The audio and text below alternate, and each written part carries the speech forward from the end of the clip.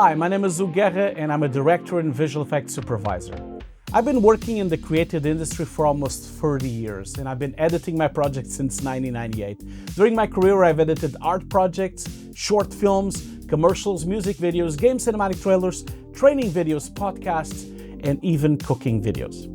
I've always used editing consoles, jog shuttles, and grading surfaces, and so the XPPen Pilot Pro really intrigued me. I think it's because I come from an analog time. I really like the tactile response and the precision I get from knobs and dials. Of course, I also use a mouse and keyboard, but whenever I have an opportunity, I prefer to use a physical surface to help me with my editing and color grading. And the Pilot Pro allowed me to be much more frame accurate with my timelines and also super precise with my color correction. A mouse is cool, but once you use a control surface like this, I can guarantee you never coming back. The Pilot Pro is a beautifully, very well-engineered device. I mean, just look at it. It's so slick and light and small and comfortable. I was truly impressed. It has 16 customizable buttons, a joystick, a knob, a dial to control your software. It's completely customizable.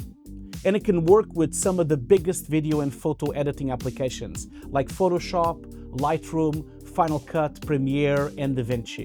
And the best part, I can make my own preset. Here's me making one for Foundry's Nuke. So in a way, you can make it work with any application by building your own Pro preset. The joystick allows me to make precise color wheel grading up to 8 ways, similar to a color surface. It also has a high-speed dial to quickly scrub through footage for editing, just like a Jog Shuttle. I can move frame by frame with the joystick, and all of this with a complete haptic feedback when moving any of the knobs. And if I don't remember my shortcuts, which often is the case, not a problem. I can press the OK button and the HUD will display on my screen. It even automatically changes between applications. It's comfortable, very ergonomic, and great for long video and photo editing sessions.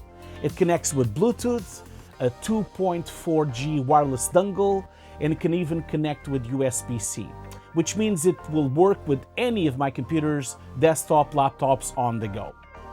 I think what I love about the Pilot Pro is that it brings the old school Jog Shuttle precision to a modern package.